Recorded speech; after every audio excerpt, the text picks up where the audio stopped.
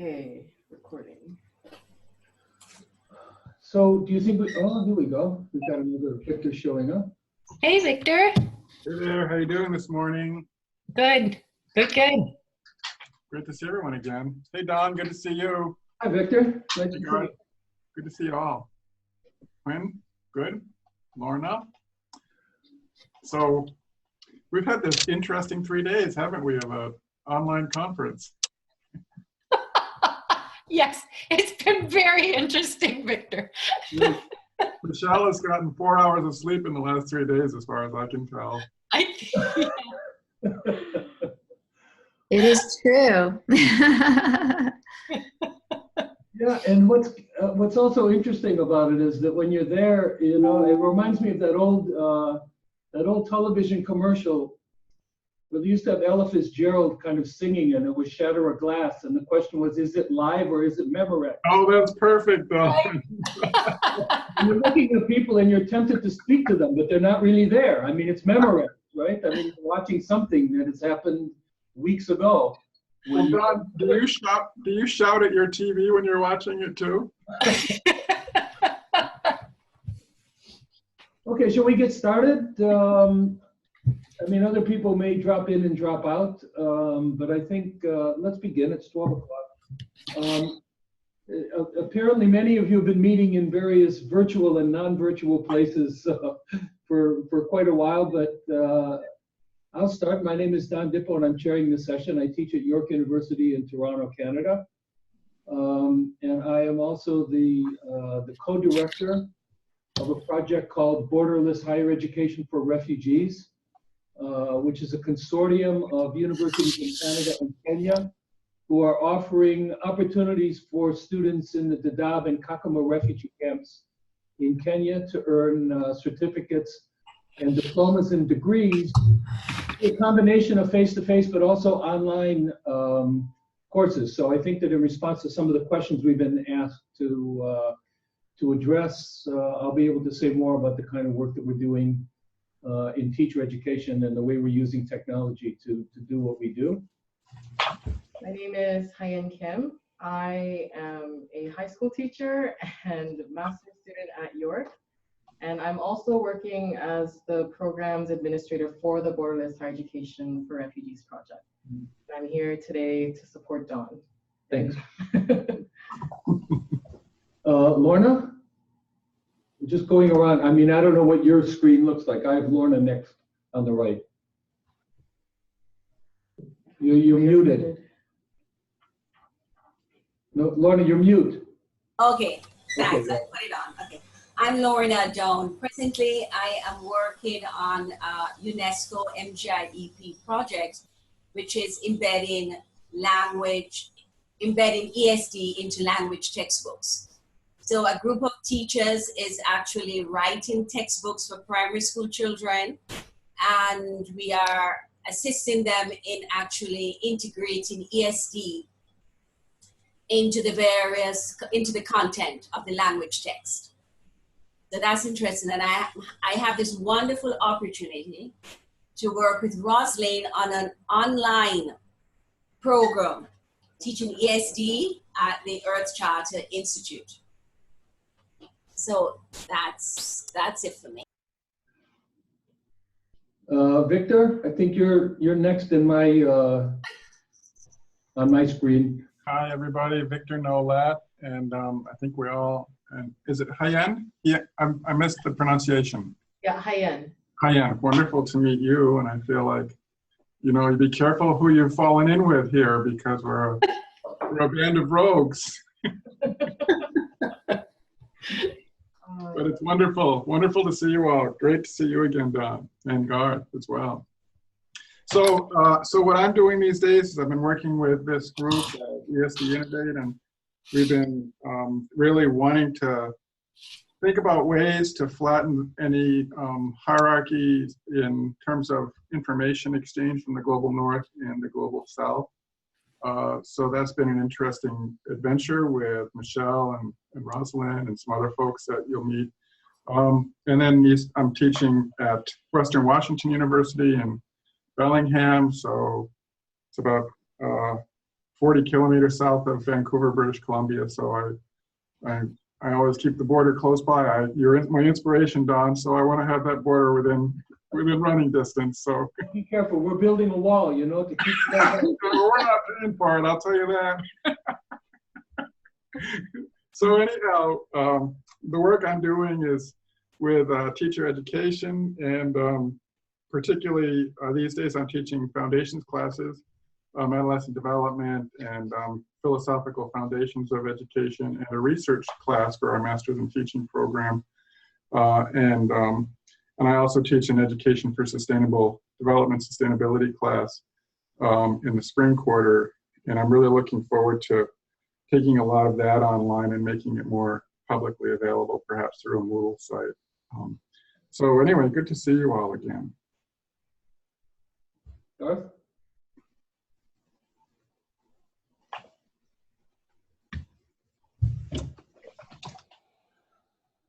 No? Okay, Rosalind. Okay, so I'm Rosalind McEwen. I live in the United States, and I'm Secretariat for the International Network of Teacher Education Institutions. And I would like to thank the ESD Innovate organizing team for helping make this conference possible. You know, I must have a really bad memory, because every 2 years when we hold the INTEI conference, I'm just absolutely astounded by how much work it is. And you think I would have learned that over the since 2000.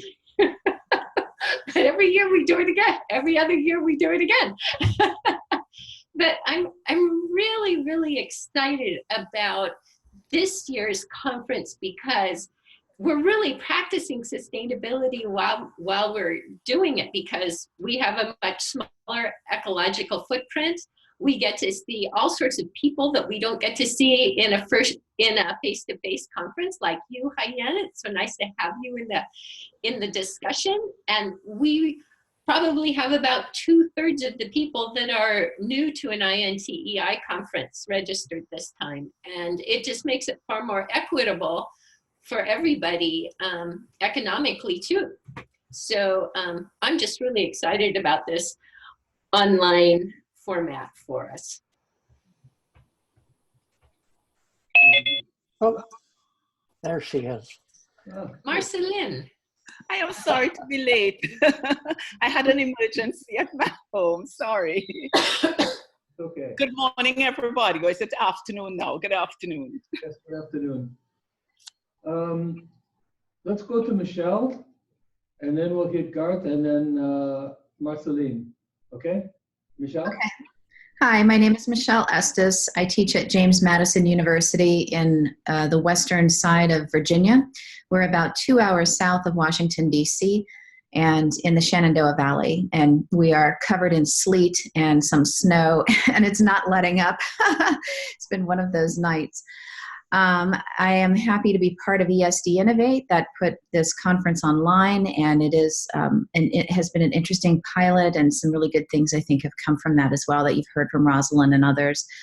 My job is teaching in educational technology at the graduate level. So, but the project work that I've been doing for the last several years has involved a lot of international partnerships and projects, and developing a system, for example, for communication and collaboration among many international partners, and working on collaborative online international learning projects with Japan, and working with ESD Innovate on sustainability projects here.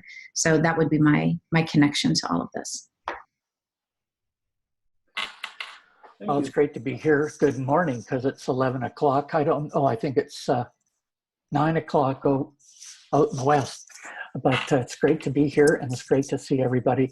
I had the fortune of being on the European-African discussion this morning, and found it very useful. I'm at the University of Regina, and my area was teacher education, both elementary, undergraduate, and graduate. And I'm currently the co-coordinator with on sustainable infrastructure with the United Nations University Regional Center of Expertise that's in Saskatchewan. It was the 8th RCE on the planet back in 2008. I also worked with, across Canada with Learning for Sustainable Futures. I'm on the board, and also I'm sort of housed in the Institute of Energy, Environment, and Sustainable Communities at the U of R. It's great to be here, great to see everybody. I'm looking forward to this discussion. Marceline?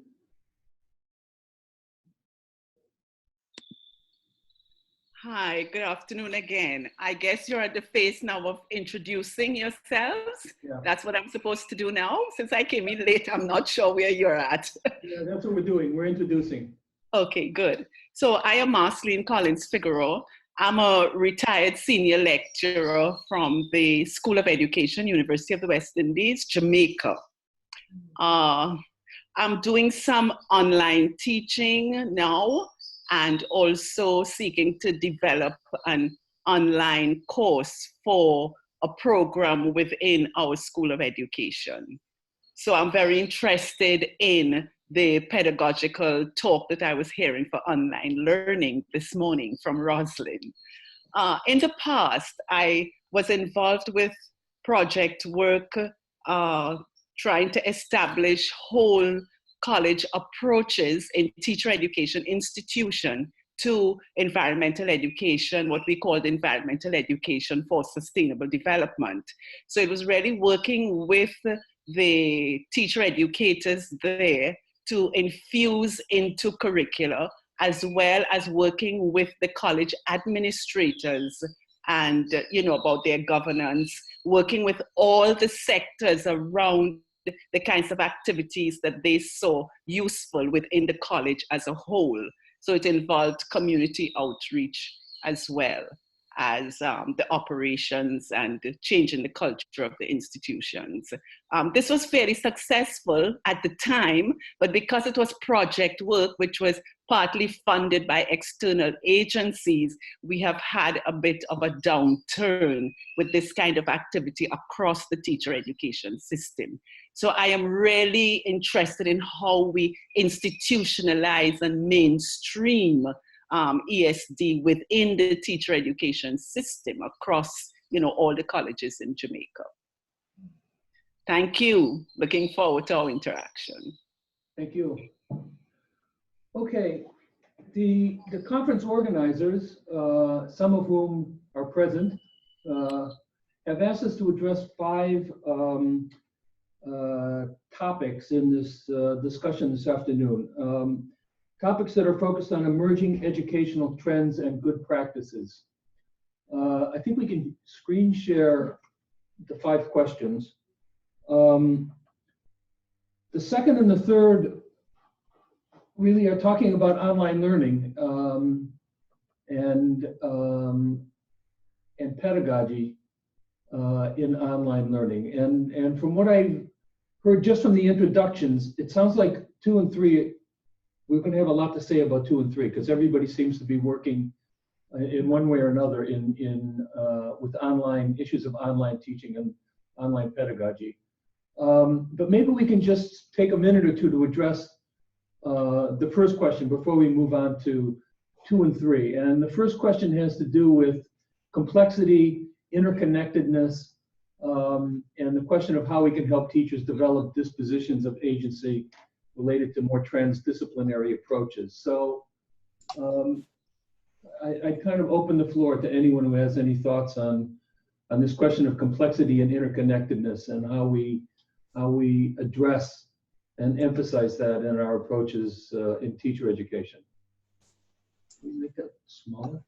Smaller? Yeah. The questions? Yeah. No, I thought maybe, could it be the size of one of the little boxes? No. I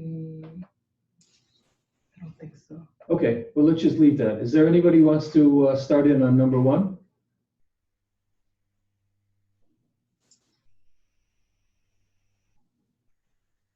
So dealing with complexity and interconnectedness and ambiguity is counter to the way that I was educated.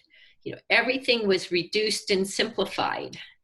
And now we're trying to reverse that trend in education. And so we are having to unlearn a lot of things and relearn them. And I think that is a real challenge.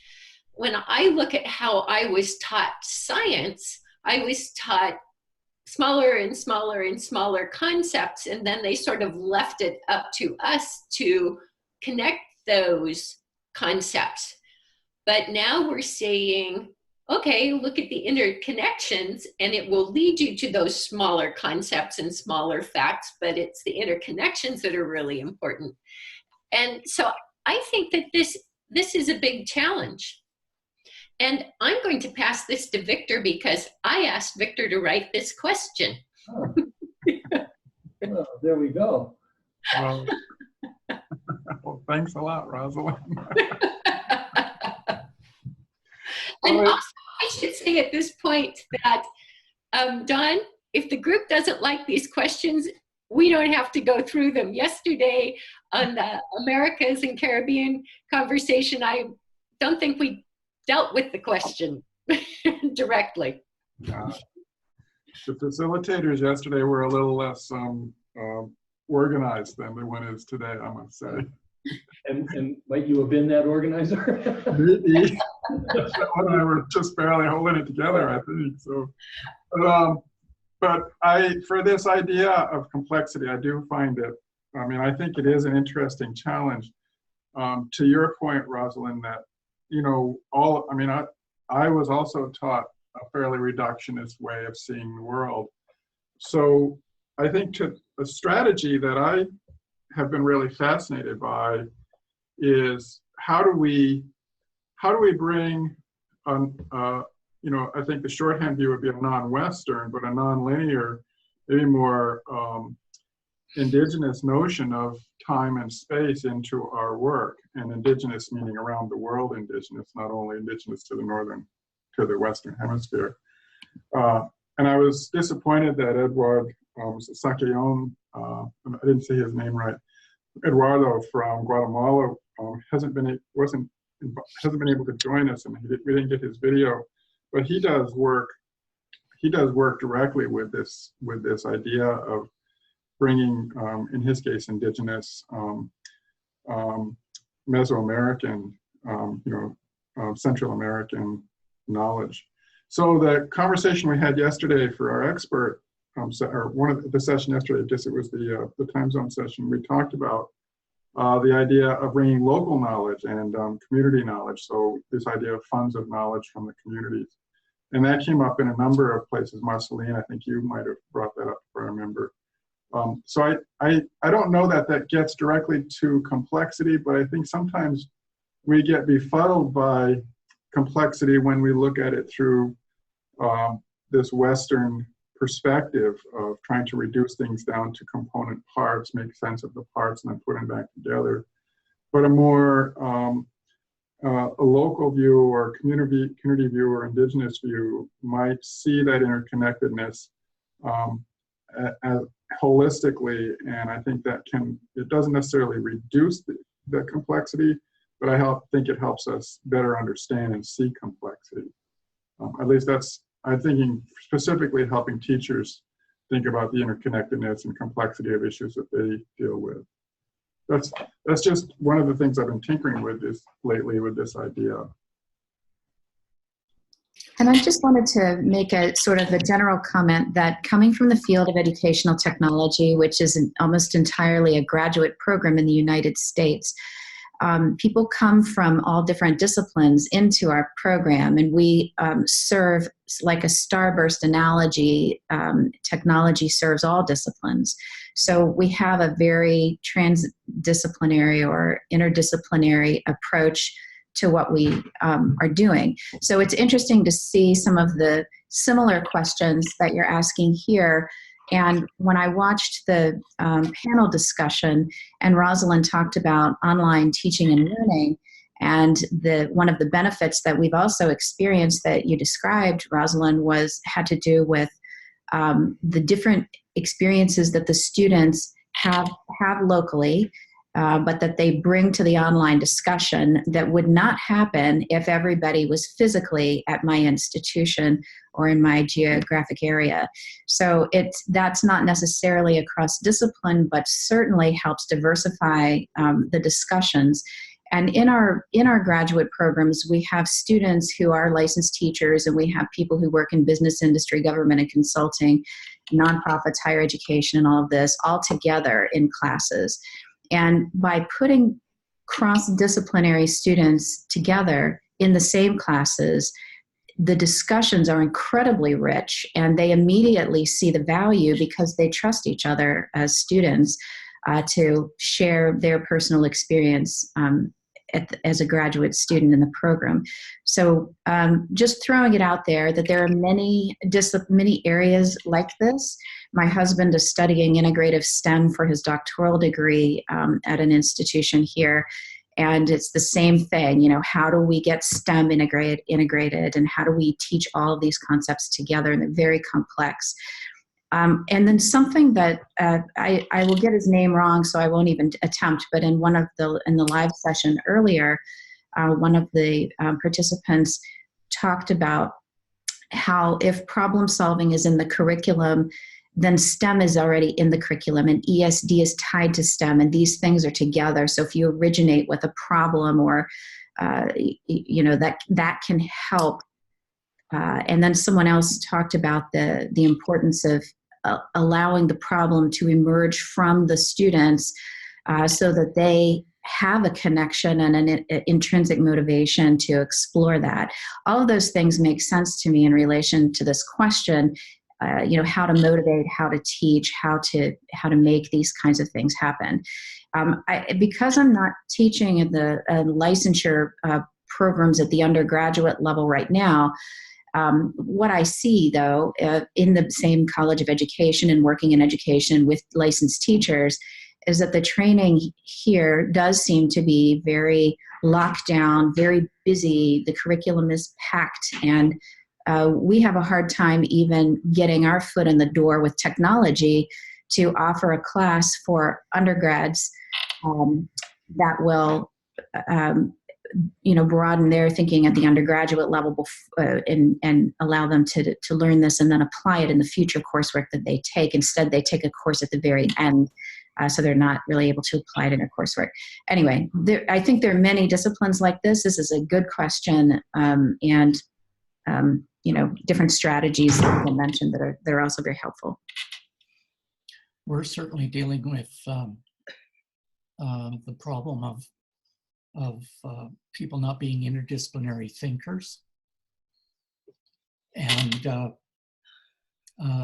this is what we're trying to do in Saskatchewan, is to help people who have gone through this traditional siloed educational practice to bridge out and try to and be helped to see the interrelatedness of content in that sense. I'll give you an example, and I have posted some of my ideas on the site, but the area of physical education is quite interesting. And within our schools and faculties of education, we have a hierarchy to some degree, and I think when I hear Michele talk about STEM, it tends to be hierarchical. In other words, that's going to be the answer and the solution. Or in our faculty, science and math and languages are more important than, let's say, physical education or health or whatever. And so the stratification or the siloing of all of this has continued to create obstacles. However, in trying to move this agenda forward, the interdisciplinary agenda, we don't speak of physical education. We speak of education through the physical.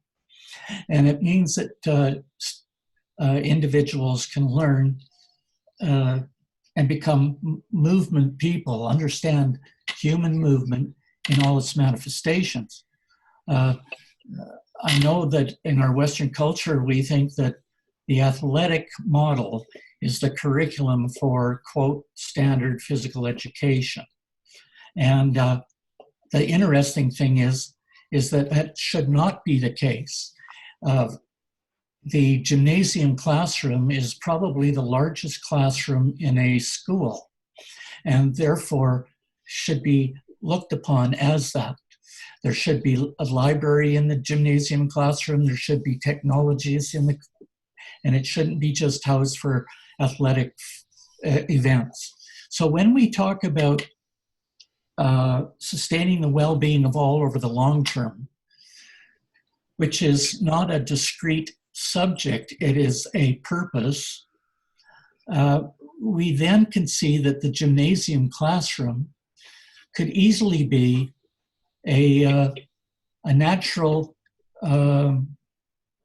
history museum or a street somewhere down in Regina, my home city, or it could be the legislative building. In other words, the place, it becomes important, and the idea of helping students start to see movement in all its manifestations in different places becomes the thrust behind understanding the connectedness of things.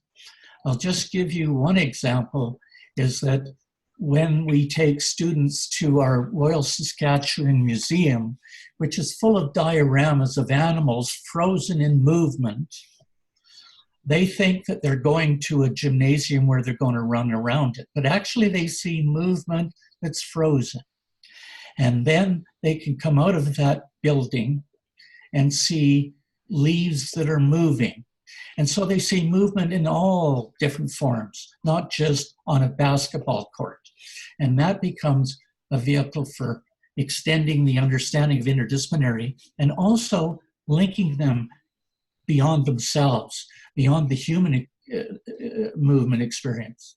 Now, if some people want to follow into kinesiology, they can, but others become generalist teachers who have more of an interdisciplinary orientation to that. We even use Shakespeare, Henry V, as an example. We bring in literature and whatever to demonstrate that physical education or human movement is everywhere. And I better stop talking, but the thing is that it seems very, very logical, and we are moving forward. It's causing people to roll their eyes, let me tell you. Okay, thank you, Garth. That's those are interesting and contrasting examples, and I think that you're right. You have been a very active participant on the site, as you've written a lot and offered a lot of thoughts and examples, like in the conference website, for sure. Are there any other thoughts on this question of interconnectedness and complexity before we move on? And just one real quick, oh, go ahead, I'm sorry. I'll stop, go. Okay. Well, maybe I just pose the problem to you in a different way. Yesterday, I was a co-presenter at a workshop for science teachers, and I was asked, to present something on ESD and SD, and explore with the teachers the concepts. And I wanted to make this real, and I wanted to have them see interconnections and complexity. And one of the things we did was to have clips of newspaper stories, like flooding from earlier on in the year when a whole town was flooded, and we had a slide of a fisherman with a few of banned fish. Well, there was a question sign, it was a newspaper clip, parrotfish banned. Vendors disagree, shouldn't be banned, scientists say they should be. And so we had those clips, and the idea was to have the teachers see how they can actually connect their science topics with what was happening in the kind of broader, more global situation. In an hour, we managed, I think, at least to raise the question, but I don't think we went deep enough. And therefore, I'm throwing it out to you in terms of how, like in workshop settings, can we really get across the sense of complexity and interconnectedness? Because workshops are often the way we help to develop teachers, in-service teachers. Marcelina, you're still on mute.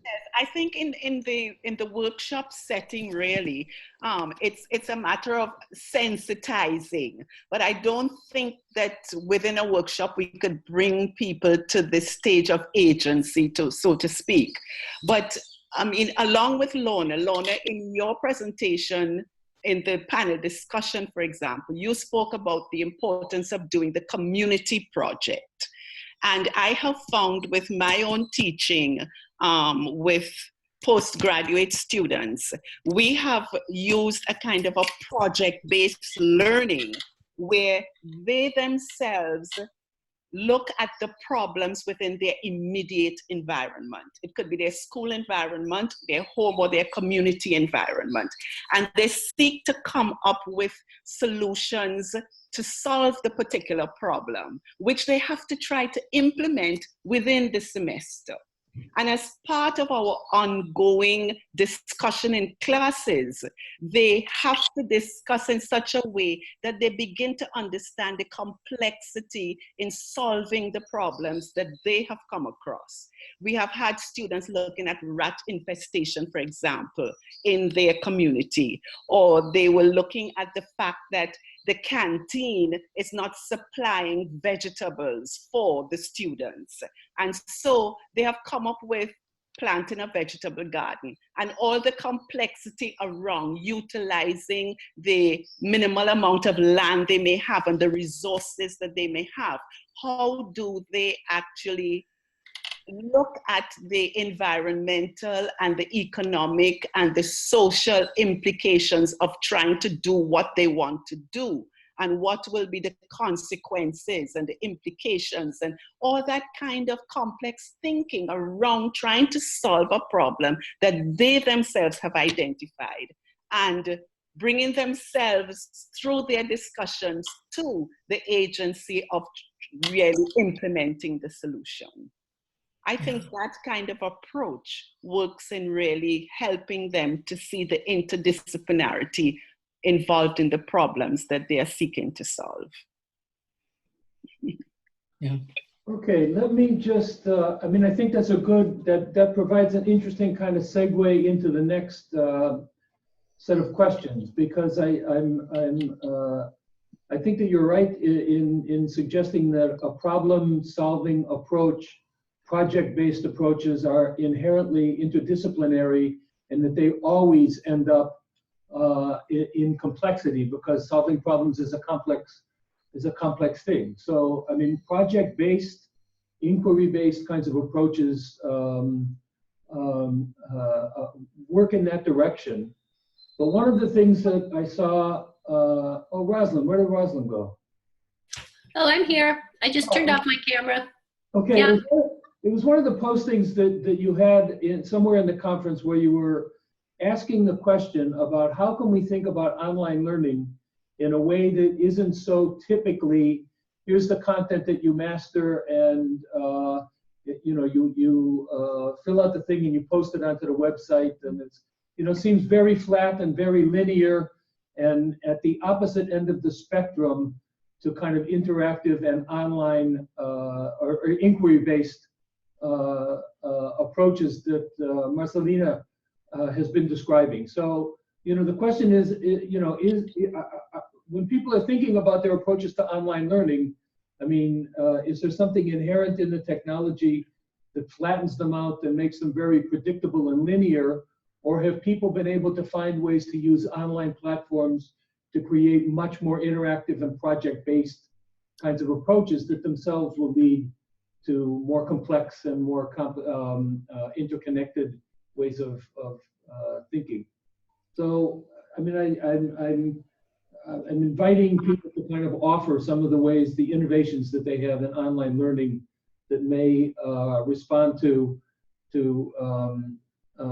the observation of how of how flat and how predictable these courses often appear. Well, I think in part, Don, that there's sort of an acceptability to be boring online. And and I think that online learning sort of needs to go through the evolution that classroom learning went from, you know, chalk and talk to the flipped classroom and the interactive and cooperative classroom and the teacher as facilitator rather than the person with the chalk at the blackboard. So I think that we've watched that evolution in face-to-face classrooms. And I just think that we need to see that evolution begin in online learning. And in fact, it is beginning, but I was just sort of clamoring and shining the light on it. Well, let me offer my own example. Because I've put myself into a situation, I'm kind of in, it's not discrete, it's not a single class that I'm teaching, it's kind of an ongoing experiment in online learning. That the situation now is that it's anything but predictable and controllable. It's kind of out of control, and it's marginally, there are moments when it's very successful, and there are moments when it's very catastrophic, and I'm trying to bring more of an element of stability to this, but it's a structure that I've been using now for several years, where I have courses at York University that I teach face-to-face to students here at York University. And so the instructional cost of mounting the course is absorbed by the university and the domestic fee-paying students. So it actually costs me nothing to open up my course to participation of encamped people. So I'm talking now about maybe 25 or 30 people in the Dadaab and Kakuma refugee camps in Kenya. I've done this with up to 50 students in 2 different locations on the Thai-Burmese border. Karen, who have fled Myanmar and have lived in Thailand for 25, 30 years, but also landless peasants who have been dislocated due to industrial farming and who are also kind of living in camp situations in Thailand. And the courses then are online courses. They have students in 3 different locations. They are always asynchronous because students in North America are sleeping when the students in Africa and Asia are awake, and vice versa. So people wake up in the morning to kind of go into the Moodle and find out what their counterparts and their colleagues have been doing overnight. And when it's working, I can tell you that it's very interesting. I mean, people, the experience that I've had recently where I had people encamped in Thailand and people encamped in Kenya speaking about this experience of dislocation, about forced migration, about the impact of industrial farming, about climate change and the drought and famines that happened in the Horn of Africa. I mean, they talk to each other about the experience of forced migration and encampment. And my students in Toronto are privy to a conversation that is so unlike anything that they would ever hear sitting in Toronto that they, I mean, one of the problems that I have is that the students are often too quiet because they feel they have nothing to say because what's being described to them are experiences that are so unlike their own. So I'm really working to try to create in my own students here in Toronto, the face-to-face students, you know, to give them what it is that they need to participate well in a kind of a context that is so outside of their experience that they don't want to make fools of themselves, so that they're remaining quiet rather than inquiring and participating in a good way. But I think it's a setup that speaks to number 2 about accessibility for people in remote locations, and it speaks to number 3 because I have students working on assignments where you have 2 students or 3 students in Thailand working with 2 or 3 students in Kenya, working with 2 or 3 students in Toronto, and they use WhatsApp and Instagram and things like this to build a presentation and to collaborate on a joint project across continents. And again, I don't want to misrepresent and say that this works perfectly every time, and I've got all the kinks worked out. If you just stepped into it, it would look like kind of a nightmare from a teacher point of view. But it's kind of there's something, it's a bit scary and nightmarish, but there's something quite exhilarating about it too. Exhilarating enough that it keeps me working at it until I get better at doing it. I like the term exhilarating, Don, because really I think what you're referring to is the impact, or the, as I would put it, within a pedagogy that provides for spirituality. In other words, the effect of the experience. And I too have been in the situation that you've been in, where things can be very self-directed and become very focused, and some very disjointed. The idea of being able to affect the online learner is really up to the online learner. And for maybe the instructor or whoever to ask the questions that expose the individuals, or all of the individuals' interpretations, their feelings, their attitudes in relationship to the experience. So those become the rich outcomes, or value addeds, or not even value addeds. Is actually maybe what we really want in learning, is to have them see and feel the learning. I use the word touch. I think that we don't help the students understand that it's okay to touch.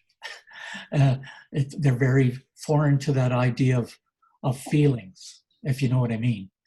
I'm using that as a metaphor. Yeah. I'm interested in, Marceline had put up a question in the chat about how to help facilitate students working collaboratively across continents, and the point that you made, Dawn, about time zones.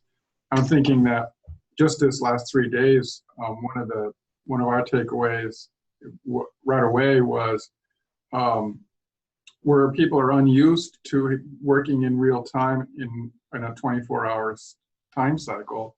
So, just helping people think through what is the implication of working with someone, 2 continents, halfway around the world.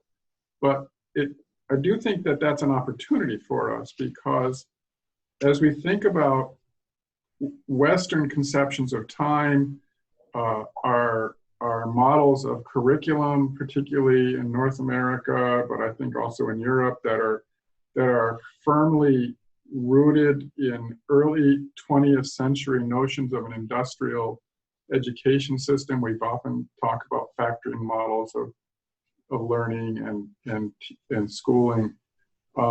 Technology provides an opportunity for us to disrupt that 20th century reductionist information transfer model, because it allows us to completely flatten the hierarchy about who owns the information, whose knowledge is valid. So we can, if we are intentional about it, disrupt the patriarchal and I think capitalist and industrial notion of schooling that has just, I think, is frankly going in the opposite direction of what you just described, Garth. It is killing us literally and figuratively and psychically. So I am excited about the kinds of projects that you're describing, Dawn, and the question that Marceline asked. We had a little, very small experiment, not an experiment, but just a little trial. Stefan Baumann, who is a part of our team, he teaches in Zurich at the University of Zurich. And I discovered that we were teaching classes during the same time frame, or a spring class. So we used a Moodle site to try to connect up our students in my education for sustainability class and his pre-service teacher ed class. And we found some of the same thing that you were seeing, Don, that in our case, his students were a little older. They were much more focused on an assignment to get done for Stefan's class that was related to their teacher licensure. My class is not part of the licensure sequence. So, and I had opened it up for a much more open-ended project-based approach. And when the students came together, he had larger size class, we had a smaller class. So we learned that we really need to facilitate that conversation. I guess I'm getting at your question as well, Marceline, much more intentionally than we had set out to do. I love chaos in my learning place, so I was happy to just open it up the way that I think that you described, Don. But there was a real cultural shift. I mean, you wouldn't think there was that big a cultural difference, but I think those students in Switzerland were much more focused on a course outcome, and my students, partly because of where they are at our university, were less interested and less able to connect to that course outcome. I have two other real very quick thoughts as we were sharing in the chat. I really hope that folks can look at Hela Latsasika's video and her work on transgressive learning, which really gets at this idea of disruptive, and it maps onto, for me, some work of your Canadian colleagues in Halifax, Max Haven and Alice Kneshpesh, who have done this work on radical imagination. I use that term radical imagination often. It's that, can I imagine something that doesn't exist? And since it doesn't exist, I have to imagine it. But in doing so, can I go outside of those structures that are creating oppression and creating, in our case, dysfunctional learning systems? So I'll stop there.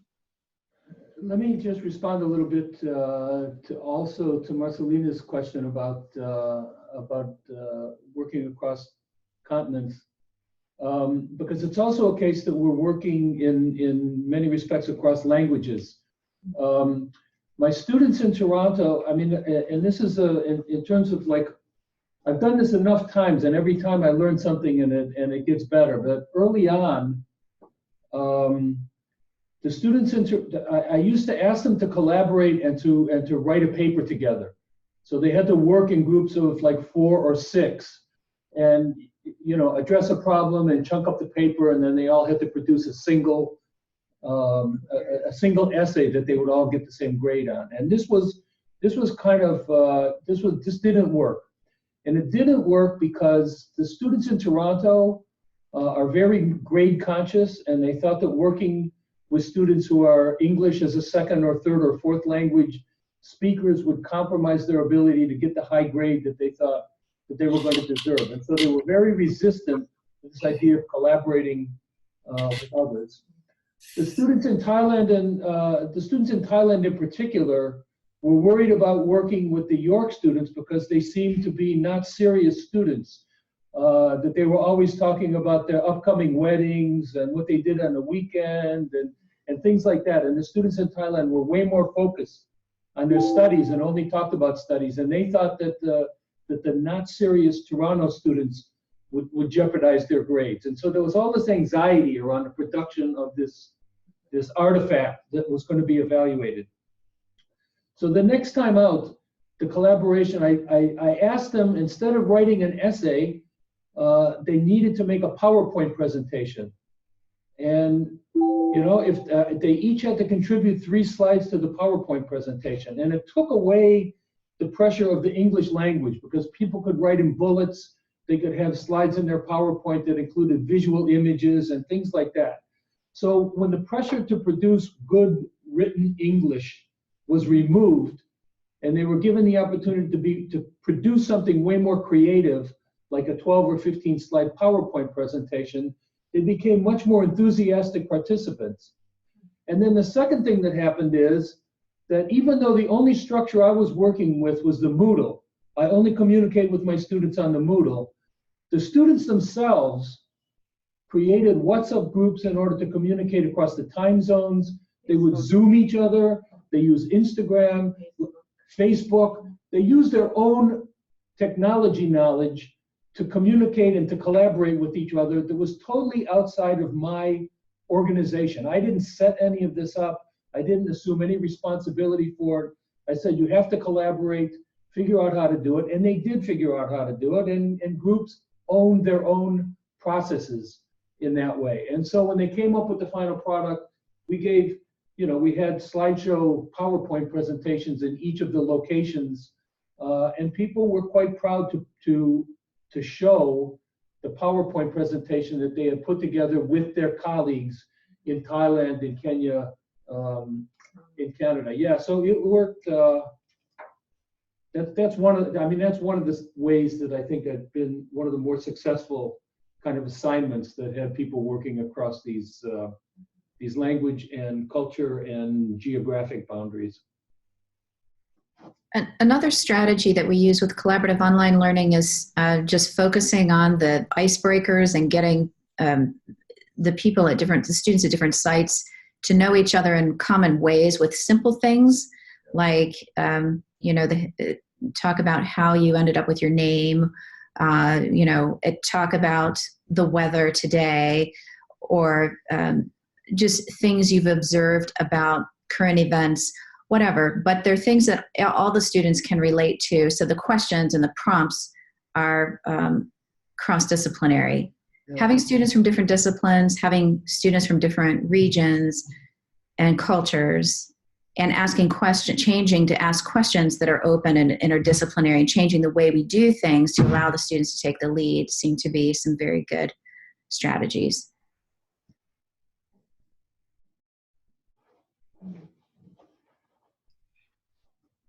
Yeah, it's very interesting, and Michele, yeah, that is a very important element when you're trying to bring people together. I just mentioned the idea of how we can help students create their own classrooms in relationship to where they are physically coming from, and we tend to have this.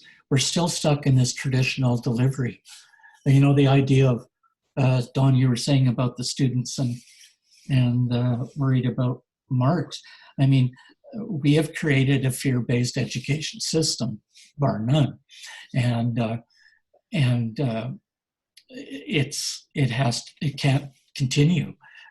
However, that's a bigger picture, right? That's the transformation into an educational process that looks at values and the rightness of learning, as opposed to basic common norm-based learning. I think, Victor, you talked about that yesterday. This is becoming a real. It's like an aha moment in being able to help these students understand that they themselves are the pedagogy. I speak to we as human beings live a pedagogy of learning. And that is the kind we have to carry into other environments. And the pedagogy of learning, from my perspective, is that it is experiential. It is multisensory. It is all of these, it is place-based. And we tend to, we don't tend to make that a realization for the students, as we are all together always learning. And this is the way we learn. That's the way humans learn.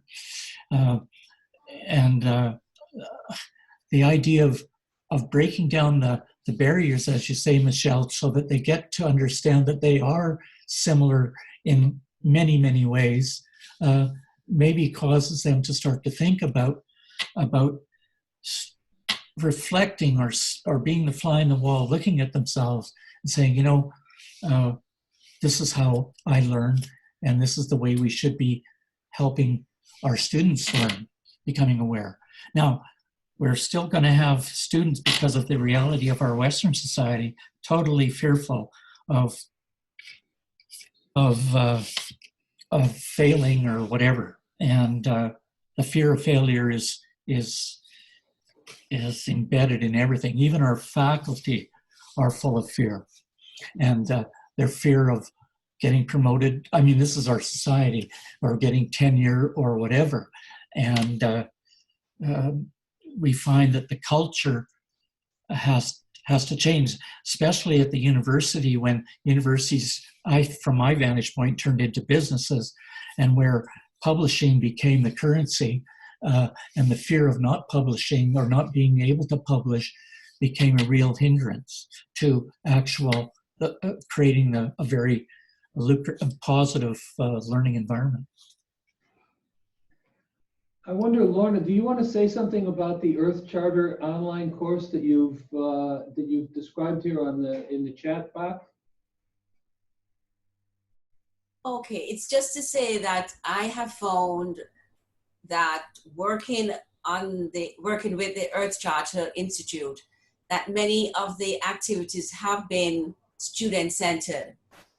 We would give, for example, an assignment that asks students to connect the whole idea of sustainability with what is happening in their particular area or community.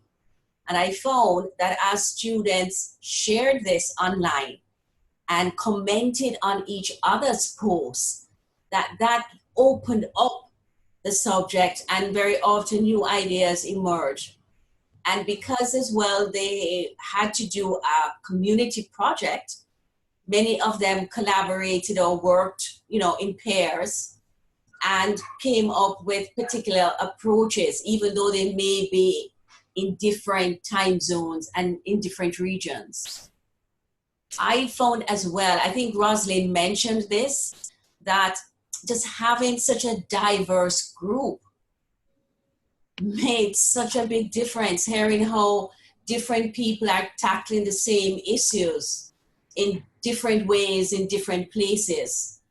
And for me, having had the privilege of working in this institute online, what for me struck home is how important diversity is. I never really recognized the importance of having a diverse staff before. I mean, in the Caribbean, in Jamaica where I am, our staff, especially at the School of Education, is very homogeneous now. I mean, we're all mainly Jamaicans. We may have somebody like Marceline, who was originally from Trinidad, but has been here so long that she's technically Jamaican. Yes, Marceline. But the staff really is not diverse. And just as I said, working online with this diverse staff, it's hit me how important diversity is. Diversity of student population and diversity of staff. I found that really made a big difference. Also, how we work is that I would teach for 2 weeks and present, and Rosalind would present for 2 weeks. And we'd still be looking in and sometimes commenting on what our students said. Then another staff member would take it up for maybe 3 weeks. And there's this kind of rich, really rich interchange. It's not one person teaching a course for an entire semester. So that I think is something really to be looked at. And Marceline, I think the School of Education at UWI really needs to look at creating a more diverse staff.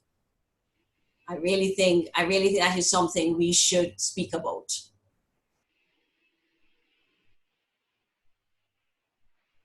Thank you. Yeah. I would like to chime in and reinforce what Lorna said here. There are 6 instructors across a 5 or 6 month course. There are 4 courses involved. Lorna and I teach the first course basically on what is sustainability and what are the sustainable development goals. And then Miriam Villela and Alicia Jimenez teach about the Earth Charter and its application to education. And then a gentleman from Canada, who I'm sorry, I'm blanking on his name, talks about internalizing sustainability values into your life so that your actions reflect it. And then the last speaker, Sam Crawley, talks about neuroscience-based pedagogies. So the students really get a breadth of exposure to what education for sustainable development is, and they also get very different personalities teaching the class, or the entire course. Excuse me. I saw your comment yesterday, Garth, about the difference between a class and a course, and yes, this is a course. In fact, it's 4 courses put together. Okay, enough said. I'm hearing you say it's a course of study, made up of a number of classes, and that's great. Rosalind, who are the students in these courses? We usually have about 25 students from countries around the world. Yeah, I think we usually have students on 5 continents joining us. Many of them are teachers, K through 12 teachers, and we also have a number of teacher educators, and we have a few NGO people. But primarily, the audience somehow works with primary and secondary education, or teacher education for primary and secondary education. And I'm sorry, but I don't know that much about the structure of this. So do people pay tuition? Do they register and pay tuition for the course? Or is it more like a MOOC that anyone can take anywhere? It is a tuition course. It is offered through the University of Peace. It's on the Earth Charter International Center. The good news is Kappa Delta Pi members, and you know KDP is helping sponsor this conference, get a substantial discount. So yes, it's an online tuition paying course. Okay. But that goes down to a point I was just putting in the chat. I think, if somebody needs a credential or credits to a degree, then that forces us into some kind of institutional structure where institutions want to charge for that. They want to own the control over it, or some, licensing body. So your point about MOOCs, and I'm a huge fan of doing as much work as we can using open source tools. And I just defer to my friend and colleague Michele here, who has just in our work helped us all find such great tools like the Screencast-O-Matic, which there is a licensed version that's part of our course management system, the Canvas. But things like Flipgrid or WhatsApp, all of those things, and certainly Moodle. So, I think this question about credentialing and licensure, and we know around the world people like certificates, we ought to take that on as a community, because in many respects, that's tripping us up. It's counter to the kind of collaborative information exchange that we want to do. So maybe as a community through this network, we could think about some alternative credentialing process that is essentially free to the world, but with some quality controls that are community led. And I'd love to just think about how to break up that, frankly, in education industrial complex where people need to pay for their access to information. I think, Victor, that's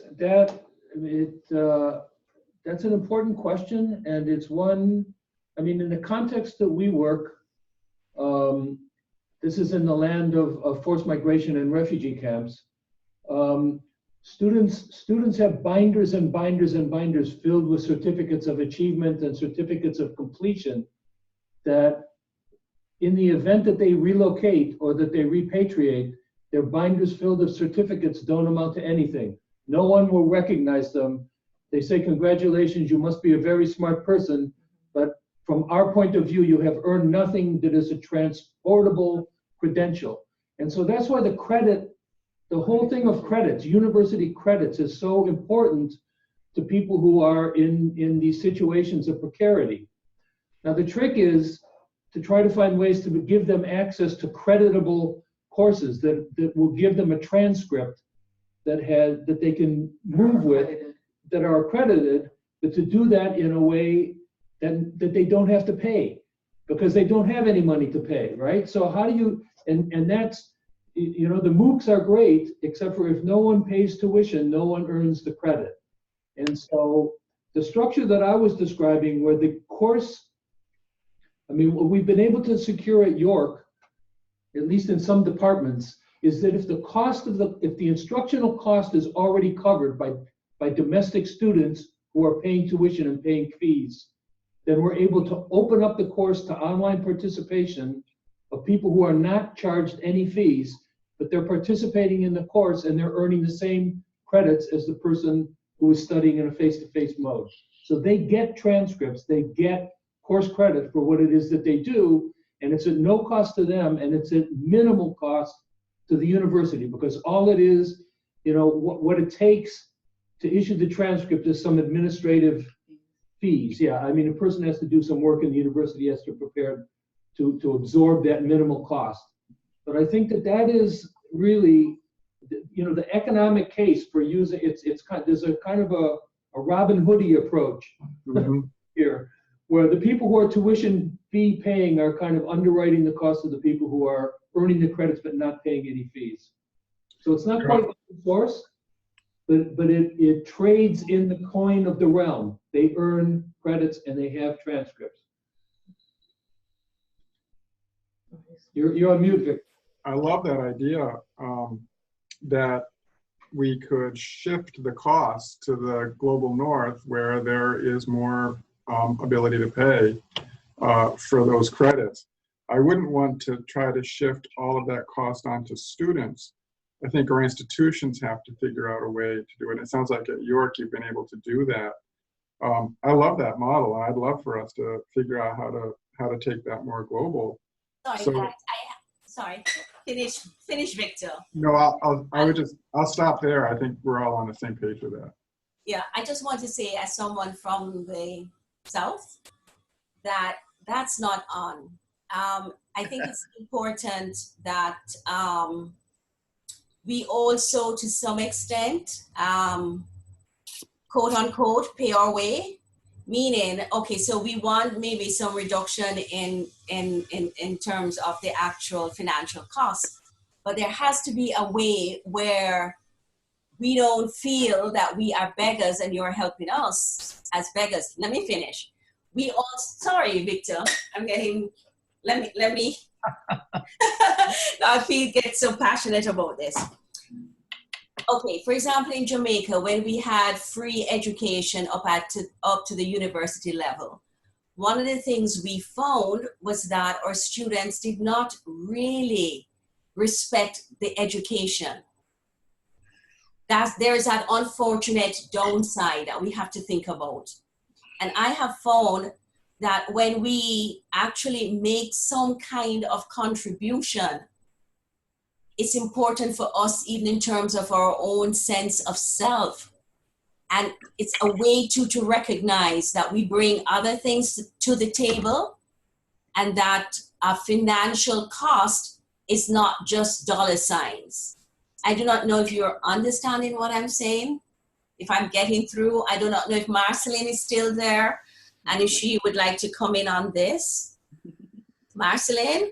No, you don't want to talk about that. Okay. But I do not know if you understand what I'm saying, Victor.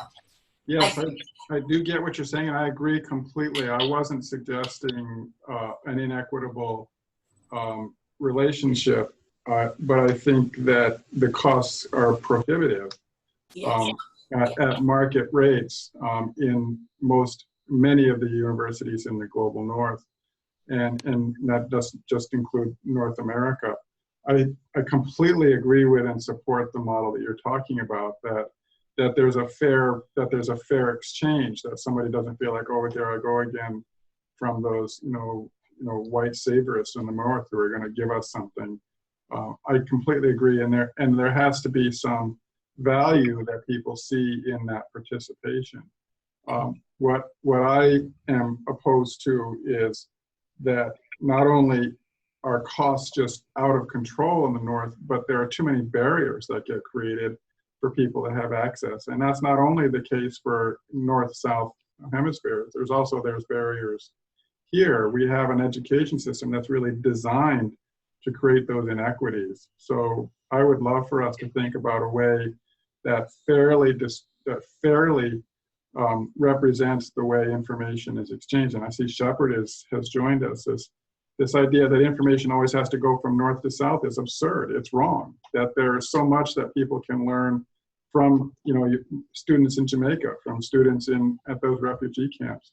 But the way that this system is set up is that you have to pay to play, and there's this idea, this belief that the information flows from north to south. So I completely agree, Lorna. I'd love to turn this current system just completely upside down. And I love the way you just described it.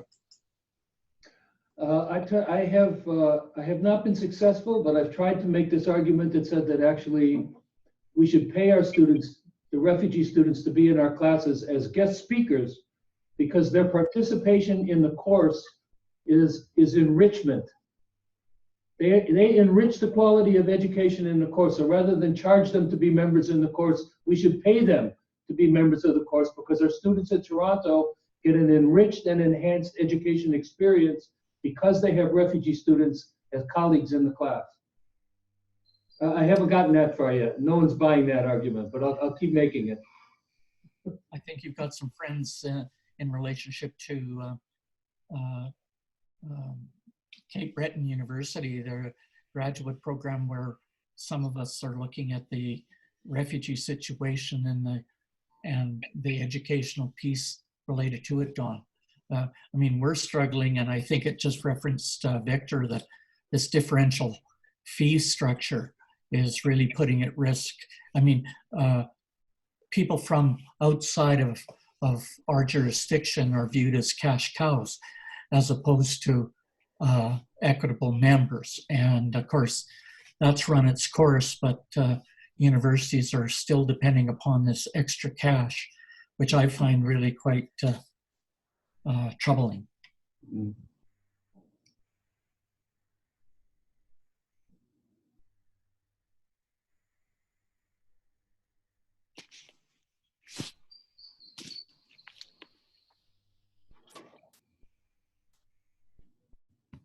So, Dawn, I want to go back to something that you said at the beginning of this conversation. And you said with your three groups of students, those in Toronto, those in Thailand, and those in Kenya. Kenya. Kenya? Yeah. That the students in Toronto were simply quiet because they felt they had nothing to add to the discussion. So you talked about giving them skills to add something to the discussion, but I'm wondering if that might not just be a wonderful thing that they were quiet, because all of us in our lives have to learn that there are times that we just need to be quiet and listen. Yeah.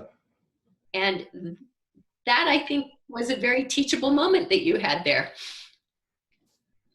Yeah, I don't disagree with that. When I asked them about it, what would happen is we would have these all-class discussion forums, and the students in Kenya and the students in Thailand would be, talking back and forth and sharing experiences and so on.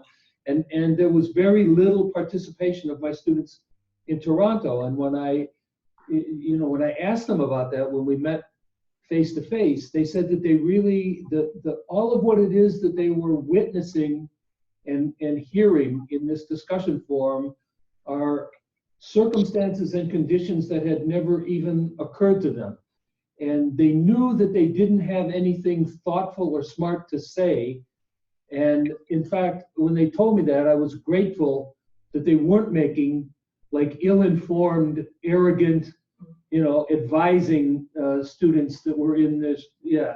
So I was happy that they knew better than to think that they had advice to offer or interesting comments to make. But you know, by the same token, I really do think that it's important to engage, and that you can engage from a position of no knowledge in a thoughtful way. And that's what I really need to think about, how to create conditions that enable them to participate well, even from their position of not knowing. But I don't know. I mean, it's you know, as Victor said, I mean, there is something that I'm quite okay with, a little bit of discomfort and chaos and unpredictability in the teaching. I mean, a lot of interesting stuff, you know, sparks that you really didn't plan for. So you need to have that. But yeah, I wouldn't mind having a little bit more feeling of security when the class opens up. I think when Michele suggested the icebreakers, yeah, it seems like a really simple thing, but just from my experience TAing in your courses and working with the students from a distance, I find that the relationship piece is really crucial, because it's the relational stuff that really enriches the online learning. And I know that as a TA, building the relationships with the students through Zoom sessions weekly, like and then meeting them at the on-site sessions. And once we had that relational piece sort of established, it made the online interactions a lot more enriching. And I know for the graduate students that started, they had a Zoom sessions where they made videos for each other and they introduced themselves, much like the flip chart here. And that really provided a really good segue for them to interact and to discuss about the course content. So, icebreakers. yeah. More time spent doing that at the beginning of the course, I think, is a good suggestion. Just want to mention, this is so important from my perspective. Our oldest granddaughter, because they live in rural Saskatchewan, she has to take 3 online courses. And it would be very interesting to talk to her about what kind of experiences she has and her opinion of it.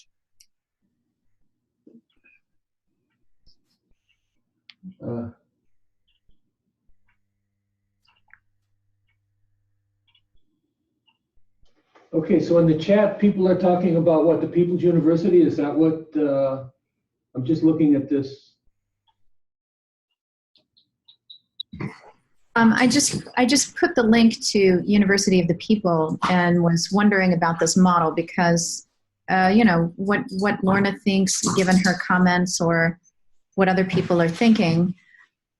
It seems to be a promising place. I keep seeing jobs posted in our area for our students, and I'm just curious to know if it's, how legitimate it appears to be, and if it actually is solving the problems that we're talking about through online learning and no-cost education with credentials and jobs after graduation and that sort of thing. It almost seems too good to be true, so I'm just curious if what you all would think about their approach at some point, if you would like to respond.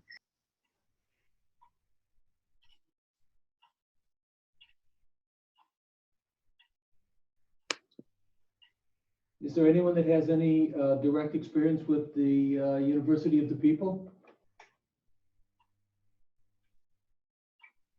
Like you, Michele, I've been to their website and looked at what they're doing, and it does seem too good to be true. Like it is no cost. It is accredited.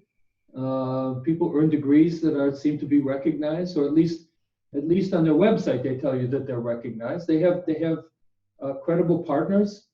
Everything about it looks quite promising. Something to explore, maybe. I think it's an interesting model that seems to solve some of these problems. We also have immigrants and refugees in some of our programs who deal with very unique problems and who are recreating their entire careers, moving from, say, being a lawyer to coming back and reinventing themselves in technology, working for the US government, something like that. So how do we, working 3 jobs, having a family that's only partly here and partly back home, dealing with all the issues that are going on there. So how do we better address their needs? I completely hear what you're saying when you're talking about the refugees and thank you, and how that goes in classes and how to better work with them. Accessibility is really important to us as well. So this university just seems to kind of touch on all those key things and maybe be pulled together by a group of people who understand those sorts of things. I'd love to be able to, maybe our network could set up a small working group just to investigate this a little more. To your point, Lorna and Shepard, a point that you've made often in our conversations about this notion of access and access to information. If it's a credible university and we could really have confidence that we know where the money is coming from, I'd be interested in exploring that as a possibility. And maybe it's a partnership we could explore with our network here. It feels like we're at this moment, both with the network and this larger work, that we have to be able to go explore some alternative ways of doing business. And I think this would be an exciting approach. I think it was you, Garth, that just said a moment ago, one of the things I see at my university is that they're recruiting people from particularly China and elsewhere in Asia who can pay international tuition rates. So I think that's an extremely exploitative approach that the university is using to subsidize and underwrite other endeavors. So I worry even when we look for ways for institutions to subsidize this work, if there's still some cost shifting. Anyway, I feel like there are huge inequities that get built in that maybe a university like University of the People could help with. A good example quickly is the University of Cape Breton University in Nova Scotia. Patrick Howard, you might know Patrick, of course. But anyway, they had a lot of money from Saudi Arabia. They were paying a lot of money, whatever the case may be, and they were really dependent upon that. It was a bottom line issue.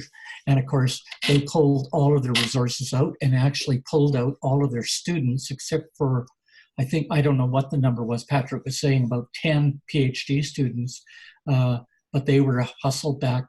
And the university was really in jeopardy with respect to where it was going to get the monies to continue to run some of the programs and even keep the people they had hired. It's on the backs of, in my work in China, it's interesting because people who are coming may have more opportunities than rural people in China. And I know initially, as we raised the money, or as we added a one-time administration fee, can you believe it, Victor, that it was on the backs of their parents. Their parents were putting everything they owned and whatever for their children. And of course, we just kept on tapping it. The idea of having an agent going over there was a lot of fraud going on as well, and it's still rampant in different ways. It's really quite a sad statement about universities turning from universities to businesses and the whole inequity that, as you said, exists. And really quickly, Lorna was telling us yesterday about the practice of American and Canadian and European universities raiding in Jamaica to drain their best and most promising teachers. And, so there is a continued exploitation by the industrial North going on. And so it gets disguised in a lot of ways, but I think that's unconscionable that there would be a brain drain in countries that are Lauren, I'm just so glad that you shared that story. And I just feel like, okay, that's just one more thing that we need to really think about together. Okay, we're in the last few minutes of this session, is there any, question number 5, if there's other themes or topics that people thought were not addressed that were that they'd like to raise and maybe put on the table for continued conversation, either in the chat or in some of the structures that are available to us in the overall conference website.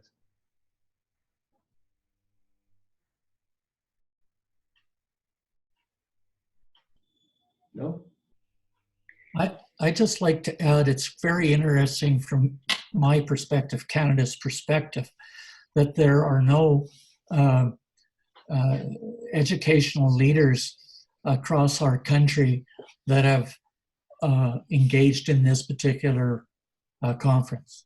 And I know that people change and they have other things, but to help the Canadian deans who supposedly are writing a white paper on ESD in teacher education, to not even have a representative from their national organization engaged in the conversation. It troubles me a lot. Anyway, I'll keep poking the bear from my perspective then. Good, perfect. Okay, I think that I'll draw the session to a close then.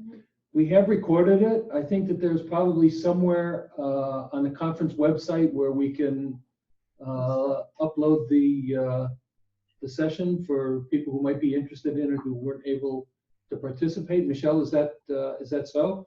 Now that I've caught you with your mouth full. So I think the procedure was done that you send it to Andrew Peterson at Cape Town University, and then he will send it to Matt Wright at KDP to put up on the conference website. Okay. Is he the one I sent? How do you send it to Andrew? Yeah. Okay, so I will send the files to Andrew. Yeah. And then he'll forward it to the right people to. Right. In the right place. So is it a file or is it just a URL, a hyperlink where the conference is stored at Zoom? So right after I close this meeting, it's going to save onto this computer. And Oh, then okay. what I'll do is I'll put it on a drive, and then I'll give the link to the drive to Andrew. If you could please copy me, I'm actually the one who puts that file on YouTube and then sends Matt the link. Okay. Is your email on the course networking? Yes, I'll put it in the chat window. Okay, perfect. Hey, very quickly, I know we're almost out of time, but I'm really interested in pursuing this idea with anyone who's interested of just how do we, whether we look at University of the People or really leveling the playing field here in equitable ways. At our meeting in Bisbee, we had a small group that came together and we became ESD Innovate, and here we are today. So I think that I want to encourage, if there's a group that wants to look at the economic model and feasibility of doing more open source, but with credential and degree credits, I'd be down for that. All the best, everyone. Okay, thank you. Thank you. Bye. Bye. Thanks very much. Bye. Bye. If you happen to, for those of you doing the recording in Zoom, if what we found when Victor did that was that it saved in 3 separate files, one the video, one the audio, and one the chat. So I'm actually, Victor, going to go back to the chat file that you had sent to me and ask Matt to link that because it's missing. All we uploaded was the video and then our handwritten notes, but we're missing a whole side conversation from the chat. So I'll see if he can also upload that. So Victor, you used also Zoom? Yes. Yes, and for future reference, the Zoom Pro account gives you a lot more flexibility than the free Zoom. So, but yeah, the afternoon conversations today are all on Zoom. Because about an hour ago I checked and they seem to work. So. Yeah, I think we're using the Zoom Pro account. Yeah, we're using we have the Zoom account. Pro. Yeah. But Michele, are you you're finding other platforms are more effective or working better than Zoom? I think Zoom is fantastic. You know, it has one job and it does it really well. Yeah. We got an email this morning from Andrew Peterson, and he said that GoToMeeting had some issues, so he would not recommend it. Now, I didn't read anything else or talk to him about it, but it had some issues when they were trying to do some recording earlier, and I have no idea what that was. GoToMeeting is a good application, and he also said that he really likes it, and I know whole institutions have adopted it, but for this purpose, something was difficult, but I can tell you that wherever I go, when people use Zoom, it just seems to work, and it's slick, I would call it. Yeah. No, that's been our mostly, experience. it's been mostly bomb-proof for us this week. Say what, Victor? It's been mostly bomb-proof for us this week, with the exception that if you really need the Zoom Pro account, but otherwise, it's been effortless to set up meetings, and they seem to work. Yeah. Yeah, we were using Skype for so many years, but it was like, this is so much better than that. We're just sticking with this, but okay. And then also, if you received an email saying there were trouble with the Zoom links this afternoon, those have all been fixed. And the problem was not with Zoom, it was something on the website that was throwing an extra space in the link. And so Matt just went in and deleted the extra space, you know, the code it throws in with that. So they all work fine. So it again wasn't Zoom. Okay, good. Thank you all. Bye, everyone. See you again. Bye-bye. See you about an hour and a half. Thank you.